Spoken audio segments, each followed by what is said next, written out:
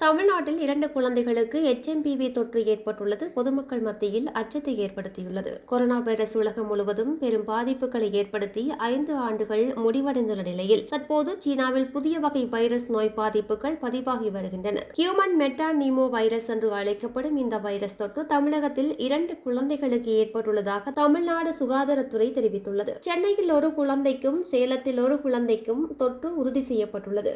அவர்களின் உடல்நிலை சீராக இருப்பதாகவும் அவர்கள் கண்காணிக்கப்பட்டு வருவதாகவும் சுகாதாரத்துறை அறிக்கை ஒன்றின் மூலம் தெரிவித்துள்ளது. இந்தியாவில் முதல் முறையாக கர்நாடகாவில் 2 குழந்தைகளுக்கு HMPV தொற்று உறுதியாகியுள்ளதாக மத்திய சுகாதாரத்துறை தெரிவித்தது. கர்நாடகாவில் 2 குழந்தைகளுக்கு HMPV தொற்று இருப்பது இந்திய மருத்துவ ஆராய்ச்சி மையத்தின் சோதனையின் போது கண்டறியப்பட்டுள்ளது என்று மத்திய சுகாதாரத்துறை அமைச்சகம் தெரிவித்துள்ளது. சுகாதார அமைச்சகத்தின் கூற்றுப்படி 3 மாத பெண் குழந்தைக்கு தொற்று இருப்பது கண்டறியப்பட்டது. இருப்பினும் சிகிச்சைக்கு பிறகு அந்த குழந்தை மருத்துவமனையில் இருந்து டிஸ்சார்ஜ் செய்யப்பட்டுவிட்டது. 8 மாத குழந்தை ஒன்றும் HMPV நோயால் பாதிக்கப்பட்டுள்ளது. அந்த குழந்தை பெங்களூருவில் உள்ள மருத்துவமனையில் சிகிச்சை பெற்று வருகிறது.